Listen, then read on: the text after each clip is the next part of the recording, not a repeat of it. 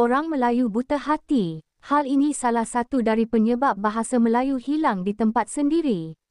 Ambisi yang kuat supaya dipandang tinggi dari bangsa lain. Tapi, tanpa disertai usaha yang bersungguh-sungguh mustahil semua dapat tercapai. Seperti yang disampaikan Profesor Malaysia berbangsa Cina ini. Mereka lebih suka bercakap bahasa Inggeris berbanding bahasa kebangsaannya. Profesor ini memberi tahu bahawa orang asing yang kerja di Malaysia lebih pandai cakap bahasa Melayu berbanding warga negaranya sendiri. Bahkan Perdana Menterinya juga lebih suka berucap menggunakan bahasa Inggeris. Jadi apa jadi dengan bahasa Melayu? Mari kita bersama-sama menonton penjelasan Profesor dari Malaysia ini. Jangan lupa subscribe channel ini dan aktifkan tombol notifikasinya, biar dapat video menarik dari kami selanjutnya.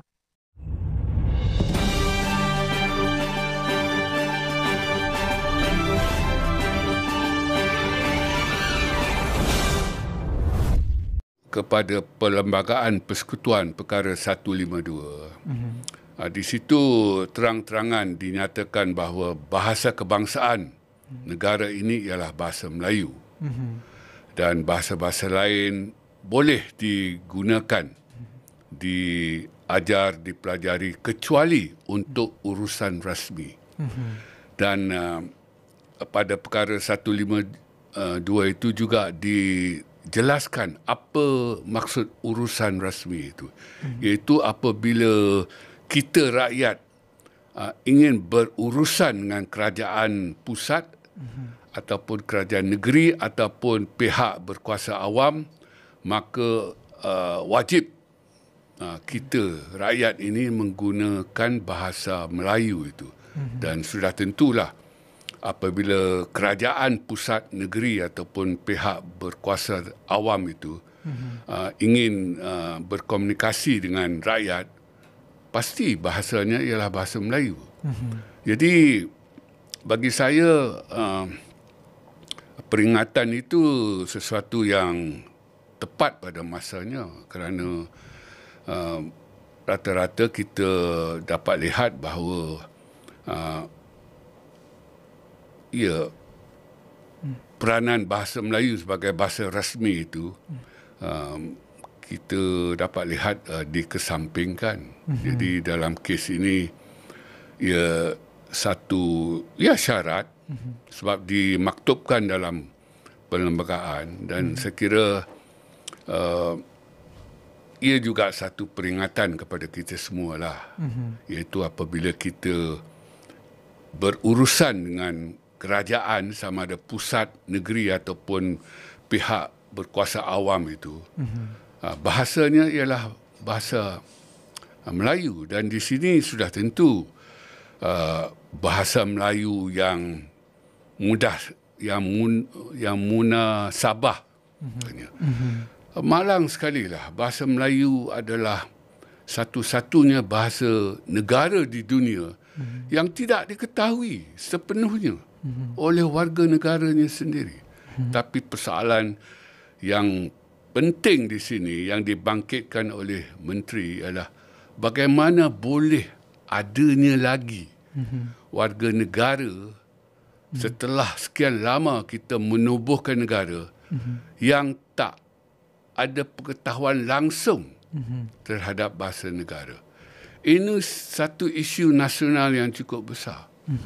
Dan ia nak tak nak ia mencerminkan kegagalan proses pembentukan negara bangsa. Kalau tidak, apa guna kerakyatan, kewarganegaraan yang dipegang itu. Kalau kita bandingkan dengan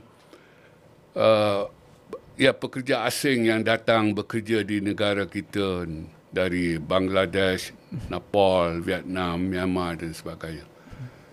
Apa erti kerakyatan yang dipegang oleh warga negara kita dengan alasan sedemikian rupa? Dan setelah kita merdeka, beliau memberitahu rakyat yang bukan Melayu itu, beliau menyeru agar mereka mempelajari bahasa Melayu ini dengan sebaik mungkin, kerana ia ada kaitan dengan semangat cintakan negara.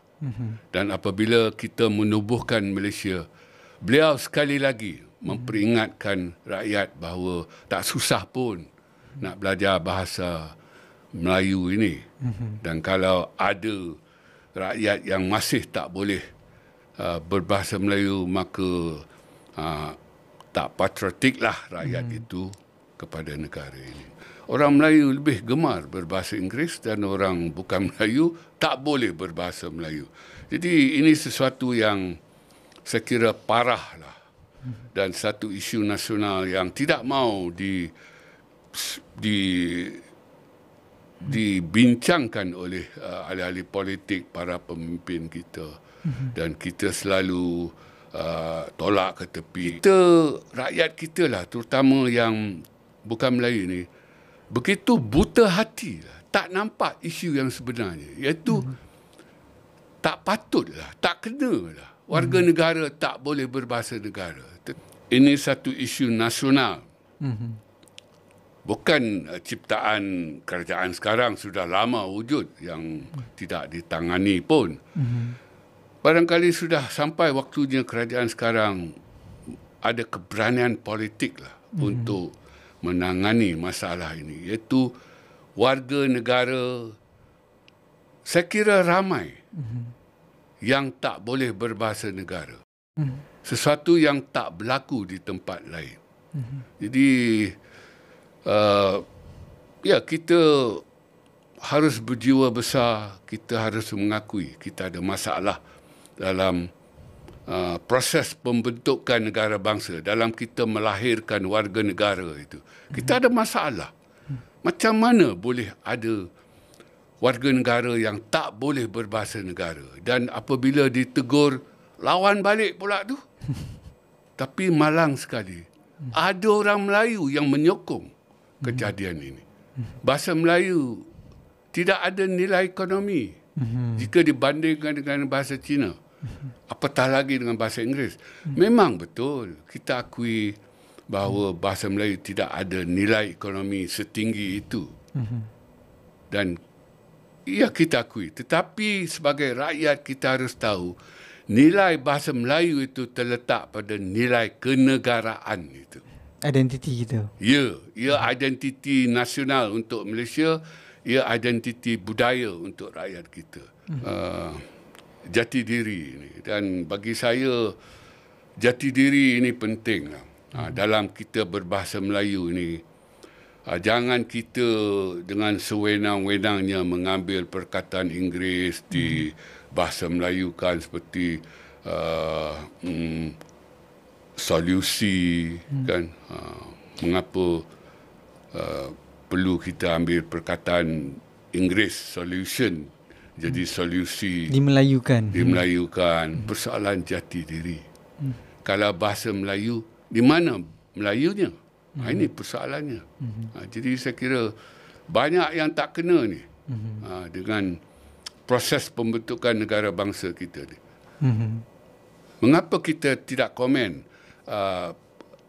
Presiden negara China bercakap dalam bahasa Cina di mana-mana saja? Mengapa kita tidak komen? Kan?